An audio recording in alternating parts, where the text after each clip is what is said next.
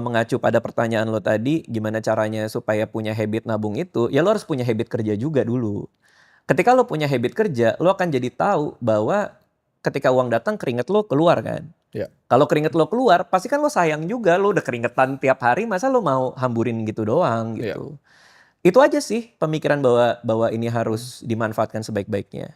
Nah yang kedua, nyatet pengeluaran. Itu kan juga nggak banyak yang ngelakuin. Gue terakhir ketemu lo kan lo ternyata nyatet juga ya? Ya sekarang Gua udah nggak tahu. enggak. Udah nggak ya? Udah enggak. Karena Udah lama udah udah nggak relevan juga. Lo Iya. masih ada juga duitnya ya.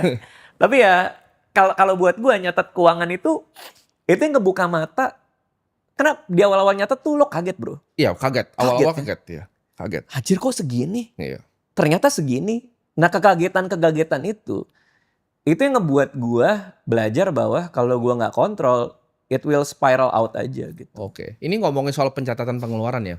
Kan waktu itu Bang Radit pernah ada statement bahwa Bang Radit itu menggunakan yang namanya spending cap. Dan ini gue sangat setuju. Karena ketika gue lihat financial advisor yang ya, sorry itu saya belum nyampe dana pensiunnya mereka aja belum nyampe gitu. Jadi mereka sarannya 50, 30, 20. Di mana ada persenannya. Cuman gue mikir, lah kalau misalnya orang bisa income-nya 1 miliar sebulan, masa dia harus dipaksa spendingnya segitu gitu kan? Enggak. Pakai persenan tuh menurut gue nggak masuk akal. Atau Secara mungkin itu finance. buat orang baru mulai kali. Buat baru mulai. Tapi kalau misalnya makin dia besar kan harusnya di cap Ya. tuh spendingnya.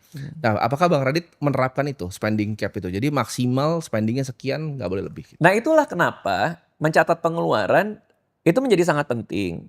Dan punya istri yang juga dari dulu mencatat pengeluaran itu juga jadi sangat penting. Dan diskusi kita setiap bulan, kan dia ngirim tanggal 28. Biasanya gue diskusinya tuh seminggu setelahnya tuh. Itu juga jadi sangat penting gitu loh. Karena kita jadi tahu mana yang naik, mana yang turun, apa segala macam. Adalah satu bulan tiba-tiba belanja mainan kita tuh naik berapa? Mungkin 30-40% kali. Apa namanya, kan gue bingung kan, kok ini mainan buat anak naik sampai 30% gitu. Gue nanya ke istri gue, kenapa tiba-tiba kita di satu bulan ini belanja mainan banyak banget buat anak gitu kan. Terus kata istri gue, iya di bulan kemarin temennya Alea, anak gue, itu banyak yang ulang tahun. Jadi kita banyak beli mainan buat teman-teman Alea. Oh ya udah akhirnya kita putusin, Alea nggak usah punya teman.